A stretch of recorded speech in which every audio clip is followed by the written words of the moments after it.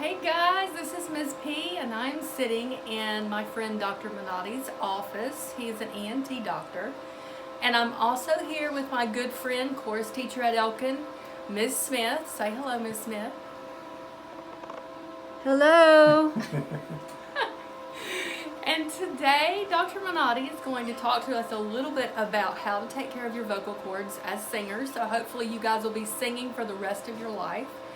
And he's also going to do something kind of fun. He's going to put a scope up my nose and show you my vocal cords. So I'm going to turn it over and introduce you to Dr. Minotti. Hello there, Dr. Minotti here, and I'm an ear, nose, and throat specialist, and we're voice specialists too when there's diseases of the voice box. So I'm going to show you something here, a little bit about the voice box. Here's a picture of a voice box, okay, looking from the top down, and here's a picture of a voice box in a cross section, okay. And what you'll see here is a little nodule-looking structure here, and this is called the arytenoid. And right next to this arytenoid, there's a little cord right here. That's called the vocal cord. That's your true vocal cord. The arytenoid attaches to that, and there's these little muscles that allow it to move back and forth to allow this vocal cord to move back and forth where this arytenoid is. So here's your true vocal cord, and then this right here is called the false vocal cord, which is lateral to the vocal cords here. And another way to look at this better is to see this right here. This right here is an example of where the true vocal cord is, right here. This fold of tissue coming in here. Right above it is the false vocal cord. If these false vocal cords get really swollen, they can actually touch before your true vocal cords do when you're phonating. And when that happens, you'll get a real raspy voice. And there's a lot of things that can cause the false vocal cords to get really swollen.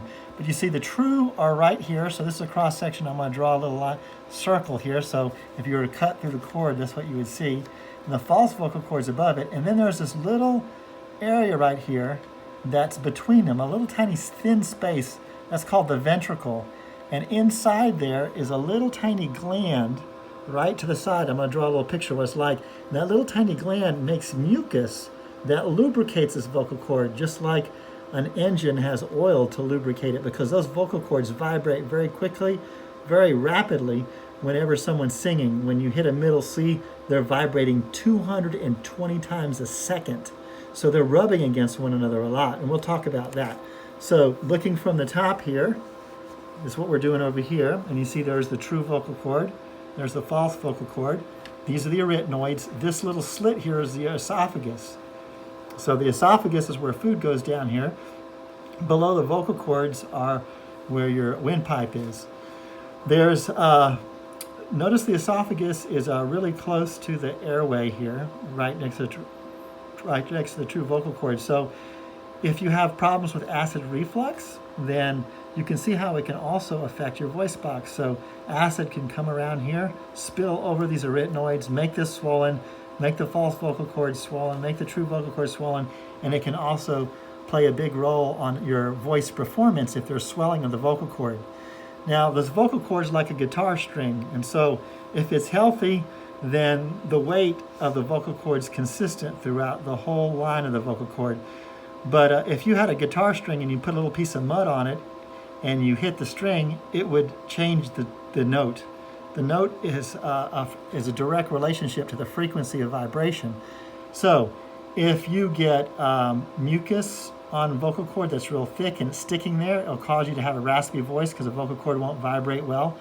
Or another thing that could do that, if you just had swelling on your vocal cords from abusing them or from an underlying medical problem. So when we look down today at your teacher's voice box, we're going to come down from above like here, and we're going to see this view. You're going to see a vocal cord and a vocal cord. When you make noise, these vocal cords have to come together. So when she says E, they'll come together like this, okay? They'll come together like this, and they start vibrating really fast, quicker than you can see. And then when she takes a breath, they separate. So in order to phonate or make noise, the vocal cords have to press together.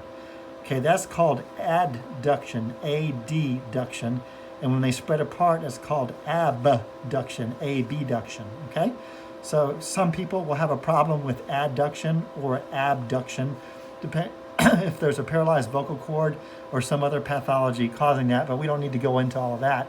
So I just wanted y'all to appreciate what the voice box normally looks like. And then there's this flap of tissue that's up here in this view here. It looks like a cone sticking up here. You can see this right here. This is called the epiglottis. And the reason why it's designed there is because it's a perfect design that God made so that when you swallow, the back of the tongue will push this epiglottis like a flap over the windpipe so that food will go down the slit.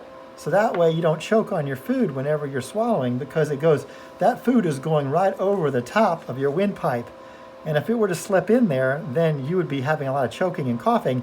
And so some of y'all have, I'm sure, experienced that if you accidentally had some water at the water fountain and you weren't thinking well, or you take a big breath of air while you were trying to drink and it went down this wrong pipe because this epiglottis, this flap of tissue behind the tongue right here, didn't get to close all the way. So some of that water went down your trachea and made you cough.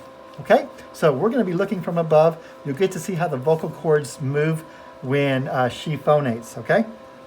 So we're about to begin here. You can cut it for a second so I can get Megan in here.